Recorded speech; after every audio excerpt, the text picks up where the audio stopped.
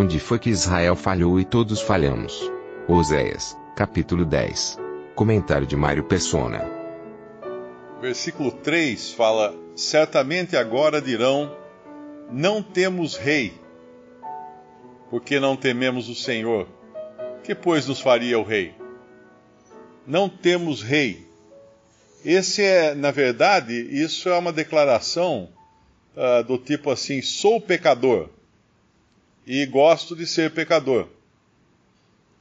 Por quê? Porque o pecado nada mais é do que fazer a vontade própria. O pecado é a ausência de lei. É uma falta de governo, é uma falta de algo que direcione o ser humano. O homem deixado a si mesmo. Isso é o pecado. Essa é a vida do homem largado à sua própria sorte, fazendo a sua própria vontade. E quando nós lemos a Bíblia, nós encontramos que Deus, de diversas maneiras, quis guiar o seu povo. Ele, lá no início, Deus deu uma lei.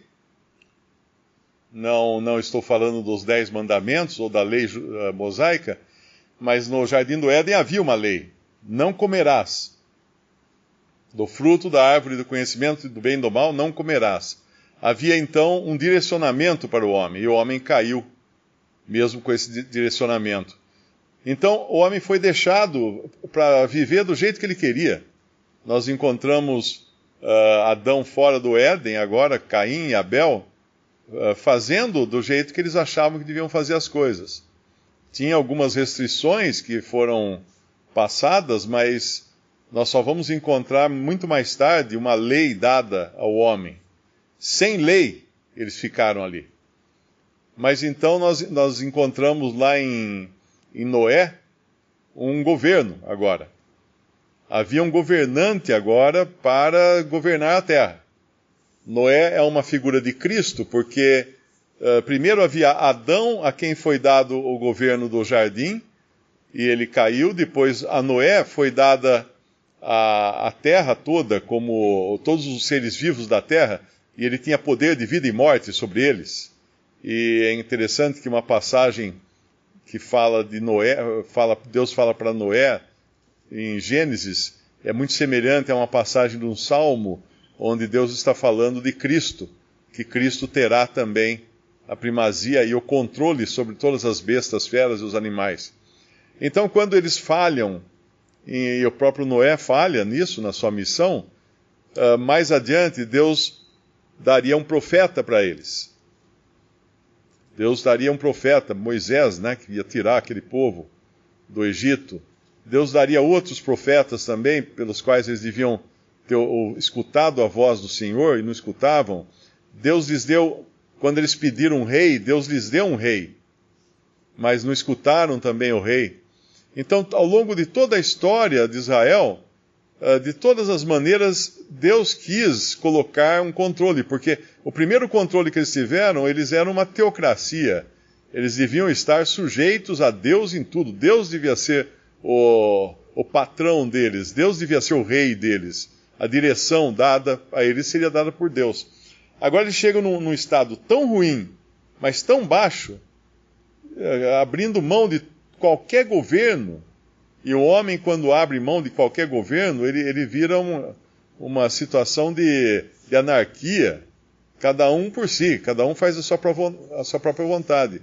Nós encontramos uma passagem muito, muito significativa no final do livro de Juízes, porque Deus havia dado juízes a eles também, para governar o povo, mas no final do livro de Juízes fala: não havia rei em Israel.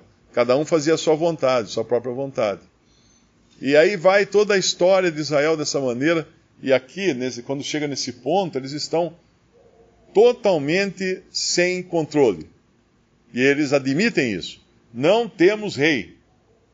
Multiplicaram, no versículo 4 fala, multiplicaram palavras, jurando falsamente, fazendo um concerto, por isso florescerá o juízo como erva peçonhenta nos regos dos campos. Quando o homem fica largado à sua própria direção, ele vai multiplicar palavras, ele vai filosofar, ele vai buscar fazer a sua vontade, explicar a sua vontade, e essa é basicamente essa é a sina do homem moderno. Quando ele tira Deus da sua vista e passa a ser um tolo, um louco, como fala em Romanos, capítulo 1, onde nós encontramos também a exclusão de Deus, agora já muito depois de terem deixado de lado todos os tipos de governo que Deus havia dado a eles. Na carta aos Romanos, capítulo 1, versículo 21, diz: porquanto, tendo conhecido a Deus, não o glorificaram como Deus, nem lhe deram graças, antes em seus discursos se desvaneceram, e o seu coração insensato se obscureceu. Dizendo-se sábios, tornaram-se loucos, e mudaram a glória do Deus incorruptível em semelhança de imagem de homem corruptível, e de aves, e de quadrúpedes, e de répteis. Pelo que também Deus os entregou às concupiscências, aos desejos ardentes do seu coração, a imundícia para desonrarem o seu corpo entre si, pois mudaram a verdade de Deus em mentira e honraram e serviram mais a criatura do que o Criador, que é bendito eternamente. Nós estamos vivendo isso hoje. Isso aqui chama-se humanismo. O humanismo, ele adora e venera a criatura mais que o Criador. No humanismo, o homem é o centro do universo. Tudo gira em torno do homem e da vontade do homem. E eles mudaram a glória de Deus em glória do Deus incorruptível, em semelhança da imagem de homem corruptível. E aqui tem uma sequência até, não é? Porque fala de homem corruptível, de aves, de quadrúpedes e de répteis. É uma ordem decrescente. E é isso mesmo que acontece com o homem. Ele começa adorando o próprio homem e daqui a pouco ele está adorando répteis. E qual réptil que nos vem à memória? Uma serpente. E lá em Apocalipse fala que a serpente é Satanás. Então nesse começo do homem, exaltando o homem, se cercando de ídolos, ele chega ao ponto em que realmente começou tudo, que é dar ouvidos à voz da serpente. Visite Respondi.com.br. Visite também 3minutos.net.